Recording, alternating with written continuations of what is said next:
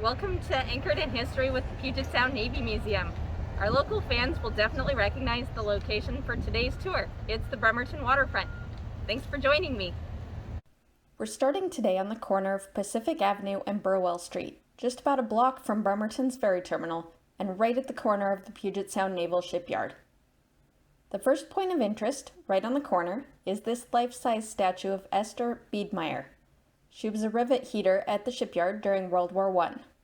A precursor to the Rosie the Riveter of World War II fame, these women took industrial wartime jobs vacated by men heading off to war. Near Esther's statue are several historical panels highlighting moments of the shipyard's history. I encourage you to visit them yourself to read them in detail. Now we've reached the bow of USS South Carolina, a nuclear-powered guided missile cruiser. She served from the 1970s to 1999 and was recycled right here in Bremerton. The shipyard pioneered the process of recycling nuclear-powered ships and submarines. It is currently the only U.S. Navy facility in the world to provide these services. After her recycling, her bow was placed here in the park. On the side is a recreation of a sign that used to hang in front of the shipyard entrance. This sign shows all of the ships that were built and repaired here during World War II. Though workers were told not to talk about their wartime work when away from the shipyard, their records were no secret. More than 400 vessels passed through the shipyard during the war. The shipyard's contributions were key to enabling the U.S. Navy fleet to participate in crucial naval battles, and ultimately to win the war in the Pacific. And of course, next we come to the main entrance of the Puget Sound Naval Shipyard, an intermediate maintenance facility, founded all the way back in 1891. This plaque outside the gate commemorates a key figure in the shipyard's founding. It is dedicated to Navy Lieutenant Ambrose Wyckoff, who spearheaded the creation of a shipyard here in Puget Sound. Lieutenant Wyckoff visited the area in the 1870s with a survey party, and noted features that would make this area ideal for a shipyard, like deep natural harbors, lots of natural resources like timber, and a mild climate.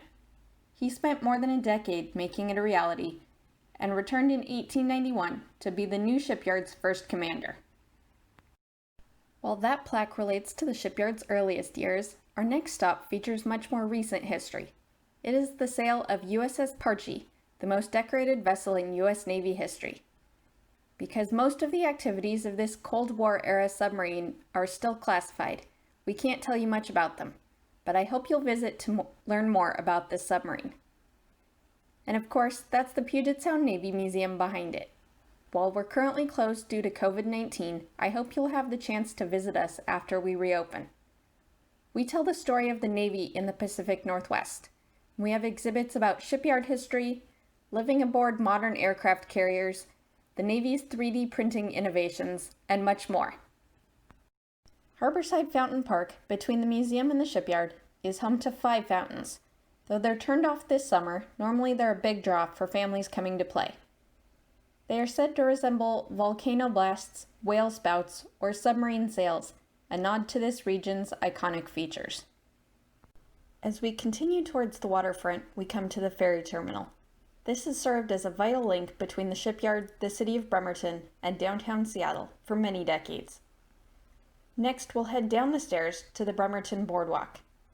As you walk along the boardwalk, note the many memorial markers on either side of the path, dedicated to a variety of ships, organizations, and individuals.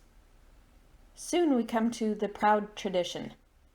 This statue, installed to celebrate the shipyard's centennial, references the tradition of the shipyard's industrial work passing from generation to generation.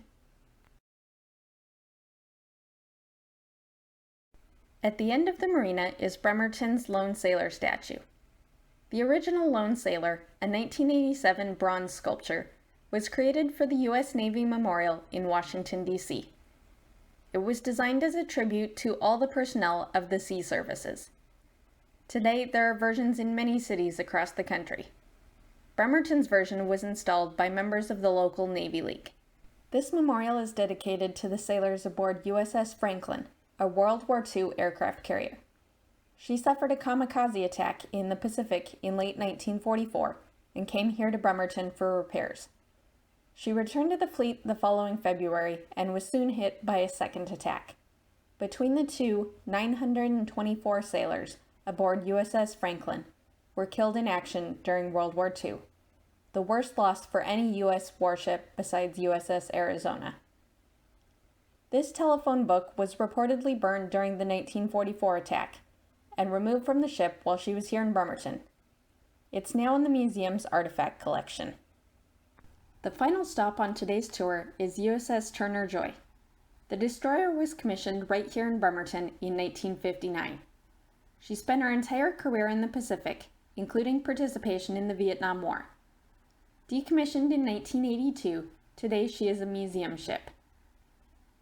Thanks for joining me on this exploration of Bremerton's waterfront. I hope you'll take the opportunity to explore this area on your own.